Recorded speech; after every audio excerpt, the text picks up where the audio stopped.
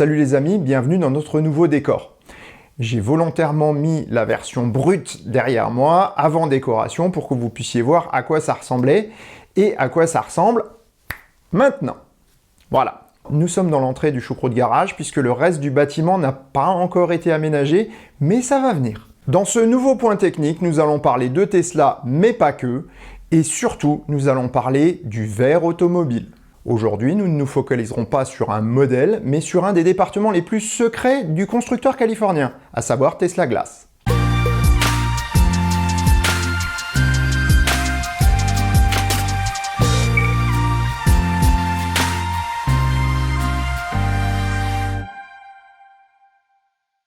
Si l'on se remémore la plupart des nouveaux modèles de Tesla, ils ont tous apporté une multitude d'innovations.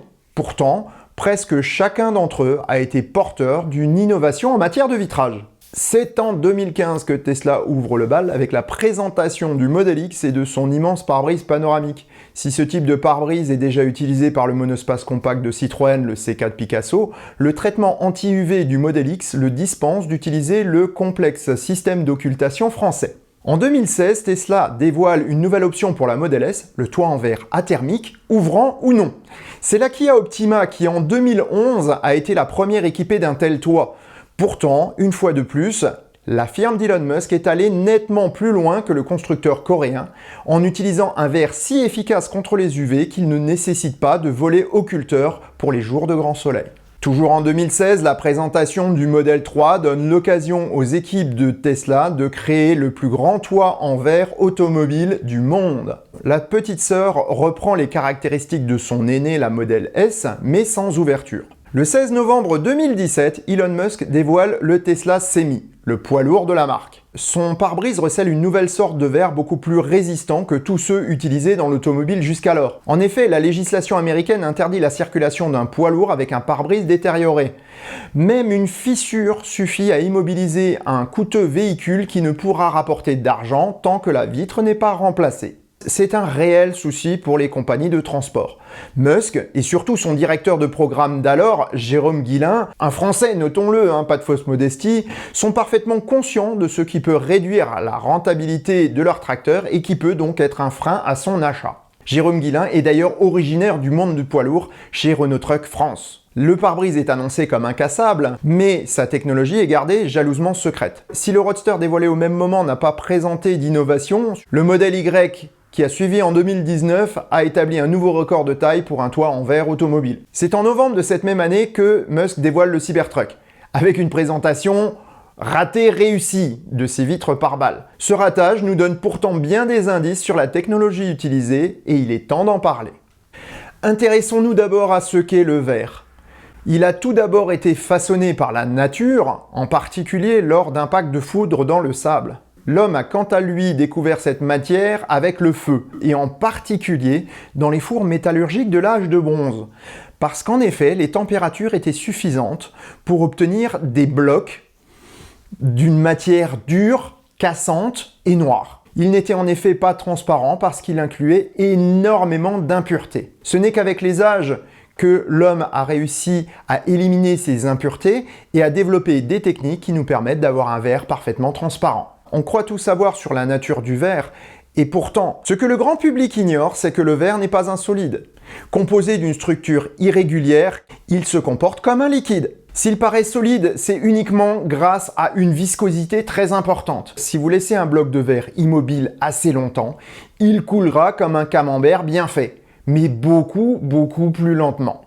Le vitrage automobile est particulier car il doit répondre à d'autres contraintes que dans le bâtiment. La première méthode utilisée pour le rendre résistant a été le trempage.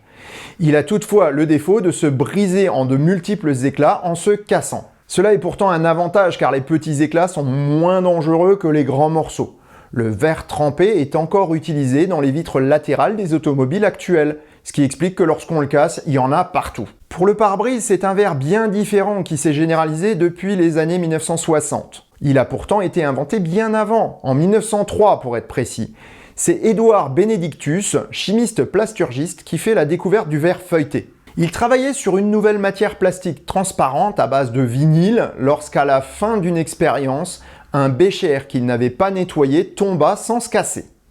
Il s'est fendu, mais la pellicule de plastique collée au verre l'avait empêché de se briser en 1000 morceaux. Perfectionnant son procédé, il inventa le triplex, verre feuilleté de la première heure qui eut son heure de gloire en contribuant à sauver la vie de Georges Clemenceau, le président de l'époque en 1919. Superposition de couches fines de verre et de plastique, le verre feuilleté ne se brise que difficilement. À forte épaisseur et en utilisant des plastiques toujours plus résistants, il devient un verre balistique, ouvert par balle. Dans le cas de véhicules blindés, il peut avoir plusieurs centimètres d'épaisseur. Contrairement à ce qu'on pourrait penser, ce n'est pas seulement l'épaisseur qui le rend impénétrable, mais également le nombre de couches de matériaux présents. À chaque fois que le projectile rencontre une couche, il subit une onde de choc qui lui fait perdre de l'énergie.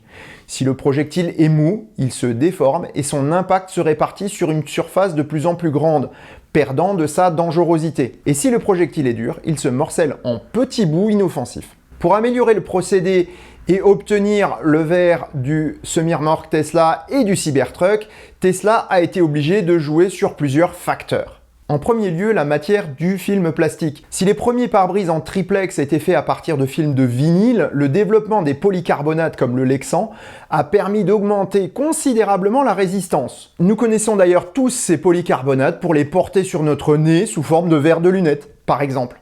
Le second paramètre est le nombre de couches. Le triplex, comme son nom l'indique, comportait 3 couches, 2 de verre et une de plastique.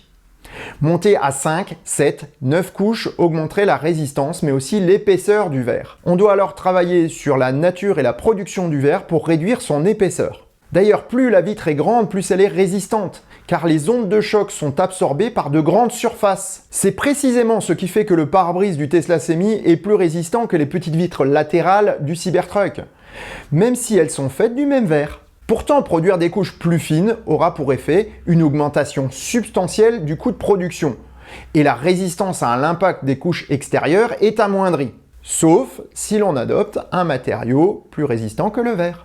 Je vais ici faire rêver pas mal de fans de Star Trek, car oui, nous allons parler du fameux aluminium transparent du film Retour sur Terre. Ce matériau futuriste est depuis peu une réalité.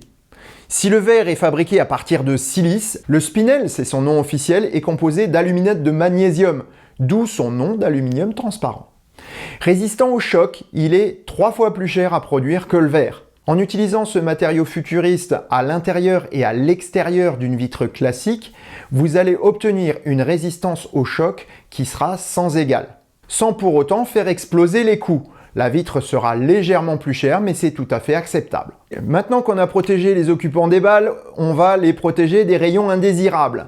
C'est au fabricant Saint-Gobain qu'on doit à la fin du XXe siècle les premiers verres athermiques. On se rappelle tous les pare-brises aux reflets violet, vert ou jaune lorsqu'on croisait un Renault Espace, une Peugeot 406 ou une Citroën Xara Picasso.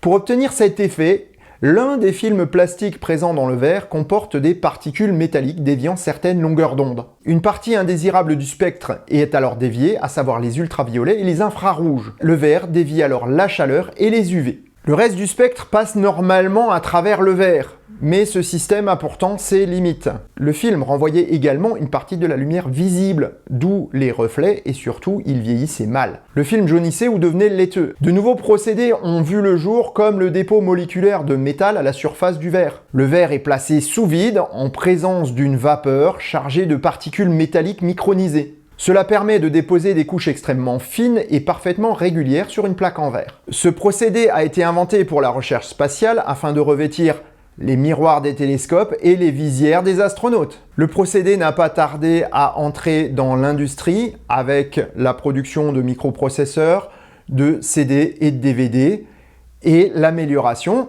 des pare-brises athermiques. Petite parenthèse, savez-vous pourquoi les télépéages et autres télécommandes à ondes radio fonctionnent mal à travers les pare-brises athermiques?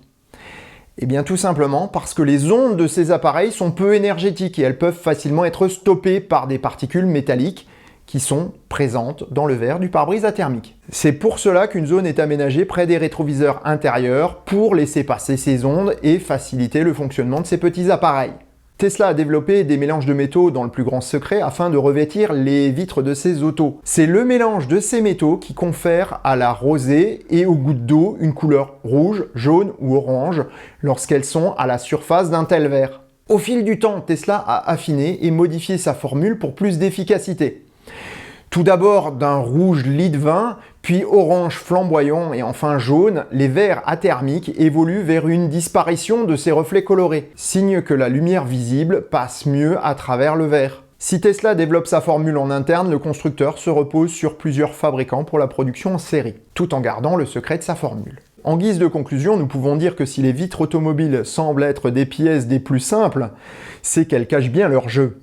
Il faut bien plus de technologie, d'astuces, de réflexion pour fabriquer une bonne vitre automobile que pour bien des objets réputés de haute technologie. Voilà, c'est tout pour aujourd'hui et sur ces bonnes paroles, je vous souhaite bonne route, prenez soin de vous. Ciao!